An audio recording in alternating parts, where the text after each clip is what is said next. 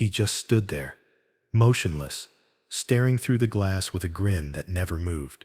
I remember how the fluorescent lobby lights reflected off his eyes, like he wasn't blinking, like he hadn't blinked in a very long time.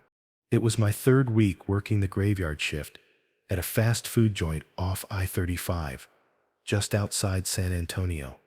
I was 19, broke, and juggling community college classes during the day. The job wasn't glamorous, but it paid better than retail. Plus, it was usually dead quiet from midnight until morning. Just the occasional long-haul trucker or someone too drunk to remember their order. Martha worked the shift with me. She was in her 40s, ran the grill, and had this tired kindness about her. Single mom, 2 kids, said she liked the night shift because it gave her time to think. We weren't close, but she looked out for me, gave me tips on how to work the register faster, where the mop bucket actually drained, that sort of thing. The first night I saw him, it was around 2:30 a.m. I'd just finished cleaning the soda fountain and turned to wipe down the front counter. That's when I noticed the figure through the glass doors of the lobby. At first I thought it was a customer, but then I realized the doors had been locked for hours. Policy after midnight. He wasn't trying to come in though, just standing there. He was tall, slender, dressed in a stained white button-up, tucked into what looked like work pants. He had that posture people get when they've been standing still for too long, shoulders stiff, arms loose at the sides, and his face, it was stretched into this tight grin, lips barely parted, teeth showing, but nothing else moved. I stared for a few seconds, unsure if he was looking at me or through me. I gave a small wave, trying not to look rattled. Nothing. I called back to Martha. Hey, there sits a guy outside. She peeked her head out from the back and squinted through the window. Don, sit. Open the doors, she said flatly. Probably some tweaker. Just ignore him. But it didn't feel like someone tweaking. He didn't fidget or pace or yell. He didn't move at all. He just stood there. Eventually I turned my attention back to work, and when I looked up again a few minutes later, he was gone. The next night, I came in a little early, mostly to see if he'd return. He didn't. Not then. But the night after that, again around 2:30, he was back. Same clothes, same stance, same grin. This time, I checked the security monitor. The front camera showed him clearly, standing just outside the doors. But when I toggled through the angles, side lot, drive-through, rear alley, he wasn't on any of them. Some of the feeds were glitching, stuttering like a scratched DVD, static bursts, frozen frames. Martha, I called again. Seriously, come look at this. She watched the monitor with me, arms folded, chewing the inside of her cheek. You ever seen him come in during your shift? No, I said. He just shows up around this time and stands there. She hesitated. We should probably call someone, but by the time I grabbed the phone and looked back, he was gone again. It became a pattern. Every other night, almost always around 2:30 a.m., he'd appear at the glass, standing, grinning. I started dreading that hour. I'd glance up from wiping trays or restocking sauce packets, and there he'd be, his face too still, his eyes too wide, like he wasn't quite human but didn't know how to fake it either. I tried rationalizing. Maybe it was a prank. Maybe someone had mental health issues. Maybe I was just tired. But then came the night. Martha went home early. She'd been feeling off since clock-in headache, nausea, and left around midnight. I told her I'd be fine, holding down the fort alone. I wish I hadn't. I kept myself busy, cleaned everything twice, restocked, took inventory just for something to do. But the minute the clock hit 2:30, I felt it. That crawling sensation at the back of my neck, like static under the skin. I turned toward the glass doors. He was there. Same place, same look, but something was off. He wasn't set alone, not visibly, but I felt it, like the space around him was heavier, the way the air feels right before a thunderstorm. I backed away from the counter and went straight to the security room, pulled up the monitors. This time, the front camera was dead, just a frozen image from earlier in the night. All the others were glitching worse than before. Then the lights flickered, just once, but it was enough. Then I heard it. A bang. Not from the front, from the back. I froze. Another bang, this one louder, like someone slamming a fist against the metal door near the dumpsters. And then before I could move, a knock at the front, soft, polite, 2 quick taps. There was no way anyone could move that fast. The back door and the front were on opposite sides of the building. I grabbed the biggest kitchen knife we had and stepped into the dry storage closet, locking the door behind me. My heart was hammering so hard, I thought I might pass out. I called the police, whispered into the receiver. They said it would take at least 40 minutes for a unit to arrive. Too far. Not urgent enough. I stayed there, curled up between boxes of fry oil and napkins, holding the phone like a lifeline. That's when I heard it. A voice, right outside the door, whispering my name. Soft, drawn out, like it knew me, like it had been waiting. Carlos. I held my breath, didn't move. I don't even think I blinked. I don't know how long I stayed there. Time went weird. My phone battery was nearly dead. When I finally heard sirens. When I crept out, knife still in hand, the store was empty. Nothing broken. No one there. Except the back door was unlocked. They said there was no sign of forced entry. Nothing was stolen. No one on the premises. I quit the next day. Told the manager I couldn't do nights anymore. Didn't even bother picking up my last paycheck. A week later, I got a text from a number I didn't recognize. It said, "You make good coffee. Thanks for keeping me company." That number doesn't exist anymore. I checked, but some nights, around 2:30 a.m., I wake up cold, heart racing, and I swear, I can feel someone watching me through the window. I don't look anymore. I don't want to know if he's still grinning. It was -10 degrees in that freezer, but something in there was breathing. Not loudly, not even constantly, just enough to let you know it was alive, that it knew you were listening. It started during one of the coldest weeks of December. Portland had just gotten hit with a nasty cold front, and everything outside looked frozen solid. Power lines humming, street signs coated in ice. The kind of nights where even the wind sounds brittle. I was covering for one of the newer guys. He'd called out sick, said he had a stomach bug. So I took the shift. Night manager at a late-night burger place isn't glamorous work, but it pays the bills. I'm 28. Used to be an EMT before burnout, and a string of awful nights convinced me I needed something quieter, something I could turn my brain off for. Most nights were dull. Fried grease, soda refills, the occasional drunk couple arguing over who forgot the fries. But that night was different. Leon was working with me. 17, quiet, skinny, a good kid. He handled prep and drive-through while I kept the kitchen humming. We barely spoke unless something needed fixing. Around 3 a.m., I started hearing this soft, steady thudding, like a heartbeat muffled by metal. I figured it was the fan in the walk-in freezer. That thing had been rattling on and off for months. Management kept saying they'd fix it during the next inspection. I passed it once on the way to grab more buns and paused for a second. The sound wasn't coming from the wall or ceiling. It was deeper, like it was inside. Thud, thud, pause, thud. Not mechanical, not random. It almost had a rhythm. I brushed it off at first. I was tired.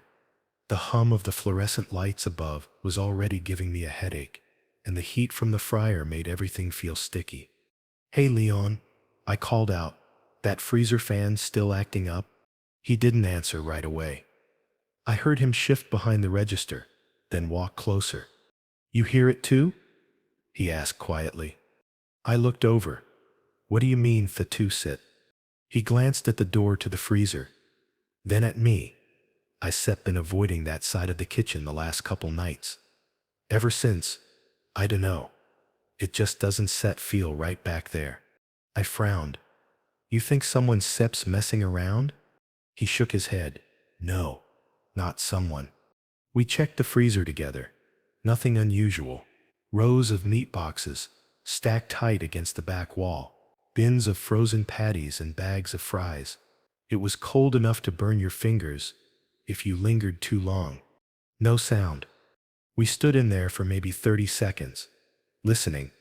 Just the hum of the fan. When we stepped out, Leon muttered, "It only does it when you stare alone." That stuck with me. The next night, Leon called out, said he had a sore throat and didn't want to risk it. So I was alone. Just me, the hiss of the fryer, and that awful freezer. The shift started off normal. A couple of late orders, one delivery pickup. Nothing strange, but right around 3 o'clock a.m., same as the night before, I heard it again. Thud, thud, thud. Slower this time. Heavier, like something shifting its weight on the other side of the door. Then came the dragging sound. A slow scrape against metal, like wet fabric being pulled across steel. I stood frozen, spatula still in hand, listening. The dragging stopped. Then came the tapping, soft, delicate. Tap, tap, tap, right on the inside of the door. I walked over slowly. My shoes squeaked against the tile. The walk-in stood at the far end of the kitchen, past the prep sink and storage shelves. It looked ordinary, just a gray dented door with a thick rubber seal and a metal handle. But there was something else. Condensation. On the outside of the handle. Impossible. That thing was sealed tighter than anything. It didn't leak, didn't sweat, and yet I could see beads of moisture collecting, running down the edge like it was breathing warm air. I didn't yet open it. I wedged the mop handle through the latch and left it there, just enough to keep it closed. The sounds didn't stop. The tapping got more urgent, the dragging more erratic. I turned the radio up in the office, blasted some tinny rock station just to drown it out, but every time I passed the kitchen, I could feel it again. That pressure, like the room itself was waiting for me. Around 5:30 a.m., I sat down in the break room, sipping burnt coffee from a paper cup, trying to convince myself it was all just stress. Long hours, too much caffeine, bad sleep. I'd seen worse things during my EMT years, but none of that felt like this. This was subtle, patient. And then I heard it. A voice, muffled, barely a whisper. "Trina?" It came from the freezer, clear as anything. Not a hallucination, not imagined. It said my name. I stood up so fast, the chair tipped over. The air in the kitchen felt colder, not just the temperature, but the kind of cold that sinks into you. I stared at the freezer door. The mop handle had been knocked loose, lying sideways on the floor. The door was still closed. Barely. Something was pushing out from the inside. I couldn't stop myself. I needed to know. I walked up to it, heart hammering, breath caught in my throat. I grabbed the handle and yanked it open. Nothing. Just boxes, bins, cold air rushing past my skin like a slap. Except, one of the meat boxes in the corner had burst open, plastic torn. Something inside was moving. Slow, writhing, like fingers shifting under a sheet. I slammed the door shut and ran. I didn't wait for the sun to rise. I didn't lock up. I didn't even grab my jacket. I just left. Later that day, the store's owner called me, confused. I didn't answer. He left a voicemail saying the morning crew had found the freezer wide open. Nothing missing, but the footage was strange. He said it showed me walking up to the freezer, opening it, but nothing could be heard. No whisper, no thudding, just silence. What caught his attention, though, was what happened after. 20 minutes after I left, the camera showed the freezer door creaking open again. Slowly, no one nearby, no movement triggers, just the door opening, like it had been waiting. And then, something dark crawled out of frame. He said he couldn't make out what it was, just a shape, low to the ground, wrong in the way it moved. I never went back. They don't schedule anyone alone on night shift anymore. Store policy. I still dream about the sound it made. That low, steady thudding, like something breathing in the dark, waiting for you to come closer. He ordered the same thing every night at 4:12 a.m., but no one ever saw him leave. Not once. Not on the cameras. Not with my own eyes. 1 second he was there. Then he just wasn't. I worked the night shift at a 24-hour taco joint off I-25, just outside Albuquerque. One of those places you only stop at when everything else is closed and your stomach is louder than your better judgment. I'm Julian, 22, insomniac. Didn't have much going for me back then. No real friends, no classes, no plans, just sleep-deprived nights and lukewarm taco meat. The graveyard shift is its own kind of quiet, not peaceful, just empty. You start hearing the freezer fan clicking too loud, the buzzing of the neon open, sign bleeding through the windows, the occasional drunk laughter from the gas station across the lot. It messes with your head if you're not careful. 2 weeks before I quit, something changed.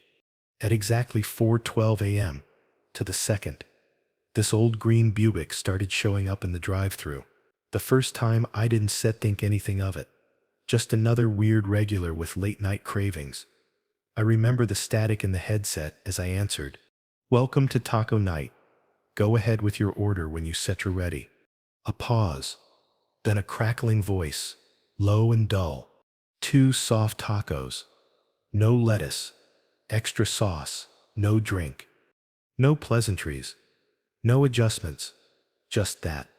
I read back the order, punched it in, and met the car at the final window.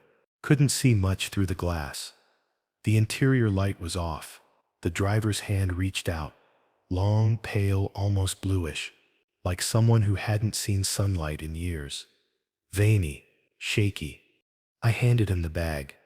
He took it, didn't say a word. Then the car rolled forward, slowly, and disappeared around the corner. Standard stuff, except when I glanced at the drive-thru monitor, it was blank. The exit camera glitched, then skipped. No footage of the car leaving the lot. I figured it was a tech issue. But then he came back the next night. 4:12 a.m. On the dot.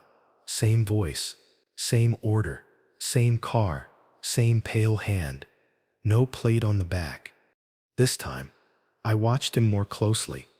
The brake lights faded as he pulled past the last window, and I sprinted to the side door near the dumpsters to catch a glimpse of the car heading out.